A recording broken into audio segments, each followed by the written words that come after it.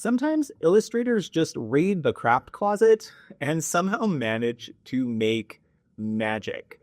Because if we're being honest, some picture books look like they were made by someone who went feral in an art supply store, cutting and pasting and layering like their life depended on it. And you know what?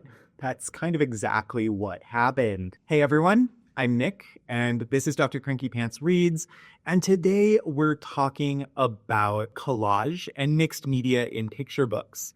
Because sometimes illustrators don't just paint or draw their images. They assemble them like an overachieving kindergartner on a mission. This is where picture book illustrators break out the scissors and glue, mix in some real-world textures, and remind us all that you don't need to color inside the lines when you can cut the lines out and paint them somewhere else.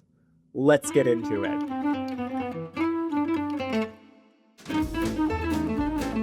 If you find yourself asking, what is collage and mixed media? It really comes down to this. Collage is when illustrators layer different materials. It could be cut paper, it could be fabric, or found objects, or ticket stubs, or whatever else they happen to have lying around to create illustrations that are tactile, dynamic, and maybe even a little chaotic, but in the best way possible. Mixed media is when illustrators combine multiple artistic techniques. It could include painting, drawing, photography, and collage to create illustrations that refuse to be put in one single category. Either way, these books feel and look different from traditional painted or drawn illustrations. They're textured, they're layered, and sometimes they're so detailed that you want to reach out and touch them. And if you're wondering how to tell one type of collage from another, don't worry, I've got you covered. First up, let's talk cut paper collages. The classic scissors and glue look. Cut paper collage is exactly what it sounds like. Illustrators cut up pieces of paper and layer them to create images. We see this in A River of Words, the story of William Carlos Williams by Melissa Sweet. This is one of my favorite picture book biographies, particularly because Sweet's illustrations layer cut paper, sketches, and old book pages to create a world that feels like a beautifully constructed scrapbook. Here's some ways to spot cut paper collage in picture books. Look for crisp, clean edges. The shapes are going to be deliberately cut and layered rather than painted. You're also going to see some visual depth. Some pieces are going to look like they pop off the page.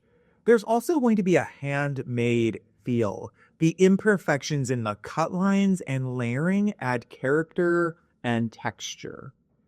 Illustrators love it because it adds depth and movement. Literally. It creates a tangible, handmade look that digital art can't quite replicate and allows for bold, graphic storytelling that still feels playful. If a book looks like it was carefully crafted with scissors and glue, cut paper collage is likely behind it. Some illustrators look at a pile of old receipts, fabric scraps, and magazine clippings and think, this belongs in a picture book. If you're looking to spot a found object collage in a picture book, look for mixed textures and materials. Paper, fabric, string, buttons, it's all fair game.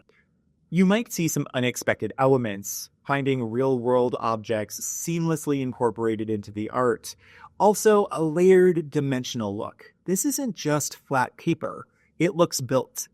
Illustrators love this because it gives books a handmade, unpredictable feel and allows artists to repurpose old materials into something new and beautiful. It really does create a sense of discovery. Every time you look, you notice something new. If a book looks like the illustrator raided a junk drawer and somehow turned it into art, found object collage is probably at play. So say you're flipping through a picture book and you want to figure out which type of collage or mixed media technique was used. Here's how to think it through. Does it look like clean cut shapes carefully layered on top of each other? Cut paper collage. Exactly where you're going to go. But if there's random real-world objects and textures incorporated, found object collage is where you're going to go. Either way, you're looking at a book that isn't just illustrated, it's built. So, what's next? We've covered collage and mixed media, but now it's time to step up into the digital age. Next up, we're talking photography and digital illustration, where illustrators use cameras, software, and digital brushes to create picture books that blur the line between reality and art. So stay tuned, but in the meantime, let's talk. What's a picture book where collage or mixed media completely changed the way you experience the story? Drop your thoughts in the comments, and let's discuss. See you in the next one!